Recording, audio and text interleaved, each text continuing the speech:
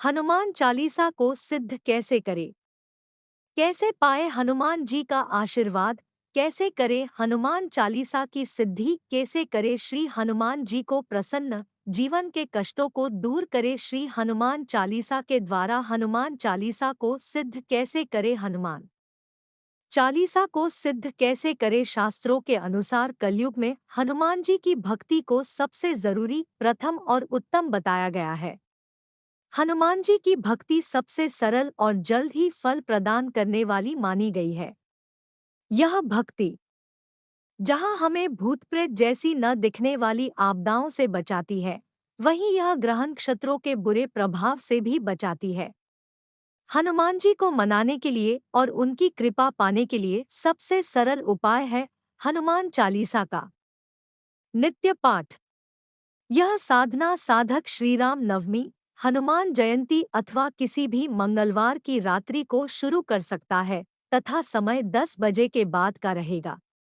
सर्वप्रथम साधक स्नान आदि से निवृत्त होकर लाल या भगवे वस्त्र धारण करके लाल आसन पर बैठ जाए। सकाम और निष्काम दोनों ही कार्यों में दिशा उत्तर ही रहेगी।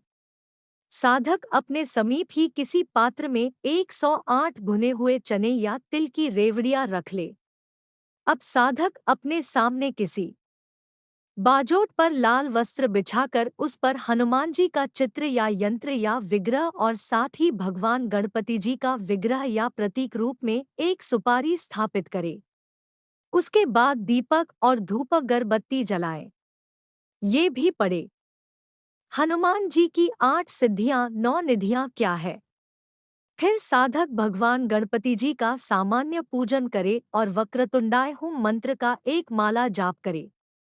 तत्पश्चात साधक भगवान गणपति जी से साधना की निर्विघ्न पूर्णता एवं सफलता के लिए प्रार्थना करे।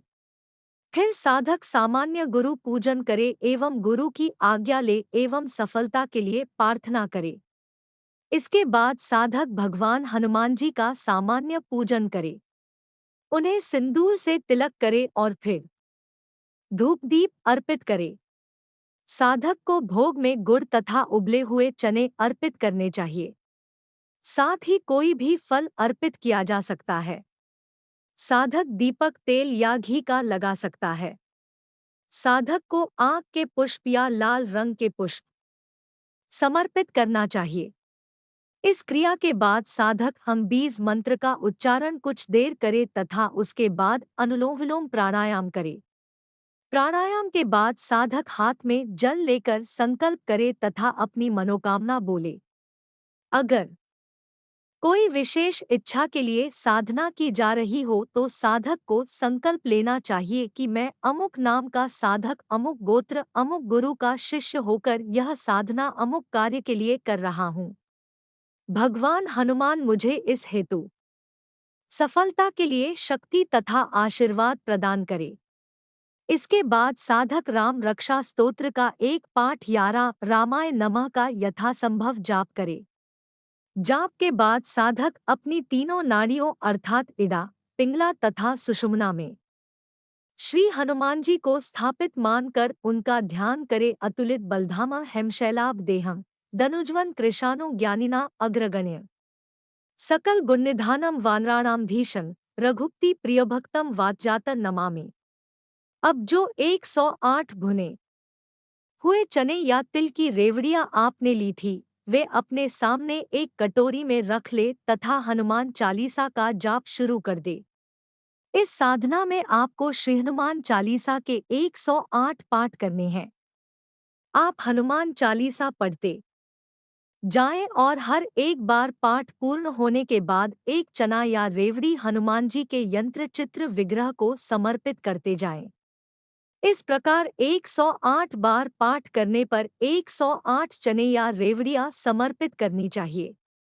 108 पाठ पूरे होने के बाद साधक पुनः हम बीज मंत्र का थोड़ी देर उच्चारण करे तथा जाप को हनुमान जी के चरणों में समर्पित कर दे। यह साधना 21 दिनों की है। साधक या तो लगातार 21 दिनों तक प्रतिदिन यह साधना करे या हर मंगलवार को कुल 21 मंगलवार तक यह साधना करे।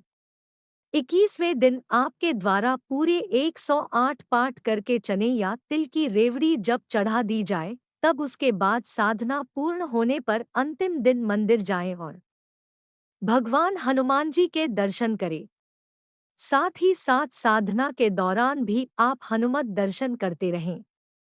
साधक साधिकाओं को यह साधना शुरू करने से एक दिन पूर्व से लेकर साधना समाप्त होने के एक दिन बाद तक कुल 23 दिन तक ब्रह्मचर्य का पालन करना अनिवार्य है।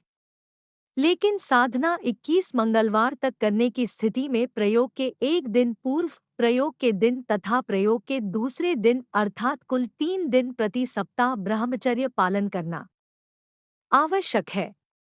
कुछ भी हो, कैसा भी संकट आए, आपने साधना शुरू कर दी तो छोड़ना नहीं। प्रभु आपकी परीक्षा भी ले सकते हैं।